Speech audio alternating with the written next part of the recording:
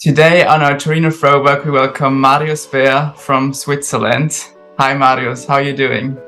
Hi everyone, hi. Thank you, I'm good. I'm at home right now. I just arrived from Berlin last night. And I'm spending a bit of time at home. Yeah. So Eurovision's been over for a few months now. What have you been up to since? Hey, we played a lot of summer festivals. We played about 20 shows, I think. After Eurovision, we went straight on and played so many shows. And now there's like a little pause for us, and I'm really happy to have a little break. Yeah, I can imagine. Did you have some time to reflect on the entire experience? Do you have some memories? I mean, for me, it was the most intense part of my life because I had so many highs and so many lows with this Eurovision experience. Yeah. I mean, I met so many new and fantastic people, and on one hand, I was so happy getting into the final, and then the final we went to the 17th place, and I was like, oh, okay. But I was expecting more, and then I was so emotional, and then I was expecting less, and it was quite a journey. Yeah, a roller coaster of emotions. Definitely. Well, in the semi-final, you were actually the first one who got announced to go to the final. So, how did that feel? That must have been a big relief. It was crazy. Have you seen my reaction? Yes. You went. I went nuts, man. I smashed the table down. I was like.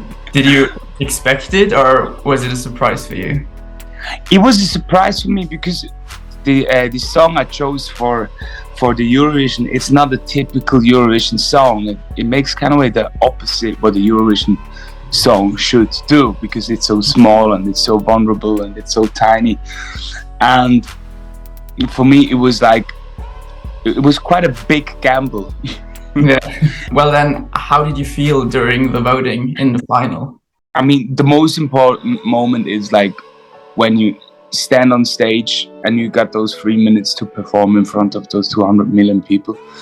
I knew I did a great performance, like all my movements, for the cameras, all the cameras and the lights, it worked out, and I did a great vocal performance. And we did this, and we were able to get on 17th place, and I thought, okay, that's cool. Yeah, that's very good. Do you have any idea why the juries and the televote received your song so differently? I was really, so that really shocked me, because we get like 0 points from the audience and a lot of points from the jury. And I was thinking a lot of this. But then one guy told me, have you seen your review videos, the recaps? And I realized there's no voice, there's nothing, or I think it's a really bad recap, and I think it's so important having a good recap there. Mm-hmm. And I think that's thing we fucked up a bit. Maybe. Did you get a say in this? Did you choose the recap part, or was it selected by someone else? I think we had a say, but I was quite in the zone, and I can't remember anymore. I'm not sure if I selected the wrong one or someone else, but in the end, it happened.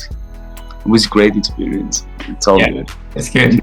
And I don't know if you've seen this, but there's this very sweet clip of Sam Ryder from the United Kingdom, comfort in room. So I can assume you've been friends during Eurovision? Yeah, we had a great time because we were living in the same hotel, and we spent a lot of time together. Of course, he's like a big TikTok, or he was already a big TikTok star, and he was already quite busy, but we had a few evenings where we were able to hang out and have a drink together and talk about music, and that was really interesting. Yeah. Oh, that's lovely. And did you make any other friends, from other countries? Yes, I love the guy from Azerbaijan, Nazir. He was a really cool guy and such a lovely bloke. And we were kind of on the same level, we had the same connection to music, and we talked a lot about music. Then also the band Ready, that's the band from Denmark, the girls. they are really cool too. They're also like a real live musician band, and I'm also more from the live sector, so it was really interesting to hang out with them. Portugal. Right. The girls were great too. Yeah, we also did a great jam session, and it was fun. Well, now you're releasing your new song called "Waiting for Love." Would you like to tell us a little bit more? What is your song about? It's really interesting because we wrote "Boys to Cry" and "Waiting for Love" together. So it's like it was a 2-day songwriting session, and we wrote both of those songs. And we also sent in both songs, so they're like brother and sister. And it's the same mood. It's produced in the same way. And for me, it was "Waiting for Love" was always a song I was listening during my Eurovision time. During the Boys to Cry thing. If I was too sad, I was listening to "Waiting for Love" because it cheered me up again. Yeah. We also sent both songs, "Boys to Cry" and "Waiting for Love," to the jury of Switzerland. But then they chose "Boys to Cry." I see. And now it was important for me during the same time to release "Waiting for Love" again, because it's a bit more positive song. And it's also big. It really has this Eurovision moment. And it also feels a bit like Christmas, but it's still timeless, and I like the idea of like the boys, they cry, but then they're still waiting for love, and it kind of connects everything, and it's a beautiful song. So it could have technically been your Eurovision song as well. That's very interesting. It could have been my Eurovision song, yeah. Do you think Eurovision is something you can see yourself doing again in your career, or was this a one-time experience for you? I think I would love to come again once. Yeah. But not with something with my music, not with a Marius Bear thing, but to do something fun, like the Banana Wolves or something. That would be fucking great. Being like getting to a character, being a different person in a different mood, and be something funny. And I think that's the beautiful thing of Eurovision. It's like this creative bubble where you can be whatever you want to be. And when I would come back to Eurovision, I would do something new, something which is totally out of the box. Yeah, that sounds very exciting. Marius disguised as a new character. Yeah, see that. It's been a lovely chat with you. Do you maybe have some final words to all the Eurovision fans who are watching right now?